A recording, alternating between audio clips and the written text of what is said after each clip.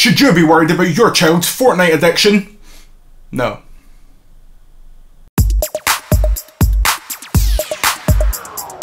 Two weeks ago, gaming disorder was classified as a mental health condition by the World Health Organization, or WHO, apparently time travelling back to the 90s in the age of moral panic. Well, that is the doctors at WHO for you. Most of this is spawned from the megalithic build-em-up Fortnite, the free-to-play battle royale shooter that has been gripping kids and making embarrassing messes out of Premier League footballers for some time. But as with all things old people don't understand, it's become a charming scapegoat for those parents that can't get their kids off their Xboxes at 5 in the morning. Look, we've all been there. When I was 13 it was COD 4, but the thing about games like COD and Fortnite is they're social experiences, especially in school.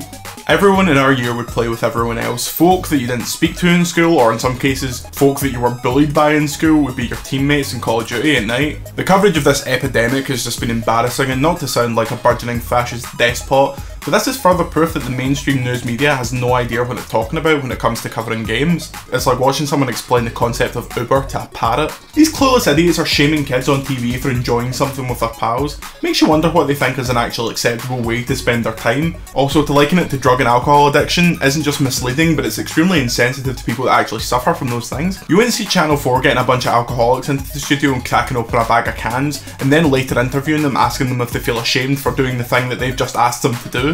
Since it's kids, just call it an addiction, pander to parents, and Pokemon Go on to the next thing. You remember Pokemon Go. It was that thing that was going to harbour the death and mass kidnapping of children 2,000 years ago in 2016, and we all remember how that definitely happened. And before you hit out with it, but they can spend all my money on skins. If you've got such little control over your kids that they just have your credit card on the regular, free to spend on V-Bucks, and you're blaming that on Fortnite, that's on you as a parent. A favourite of mine was this person on Cultural Stalwart Good Morning Britain saying, I think the truth of the matter is we have to have parental control. Which would be a valid point, were it not for the myriad of parental controls on all three consoles, and the fact that you can take away your credit card details at will. You get the impression that these people are just sitting at home desperate for something to be raging about. It takes a good shift to be the biggest berk on a couch when you're sitting next to Piers Morgan. Clearly this is dangerous if you can click onto a credit card and then buy downloads on it. Not that he didn't do his best to make it 1-1 with this charming insight. Don't let these little brats demand to do it for 10 hours a day all night long.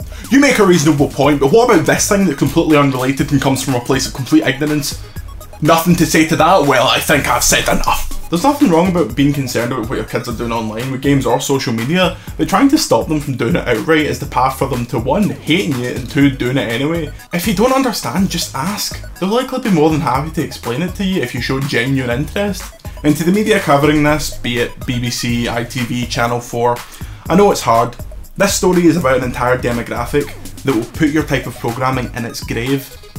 I know it's tempting to hop on the latest controversy. This week it's Fortnite, next week it'll be what will Brexit do to the price of sausage rolls. But when you cover games with little input from industry experts, who are happy to speak to you by the way, to stop you doing exactly what you've done, you look ignorant, you look out of touch, and crucially, no one pays attention to you.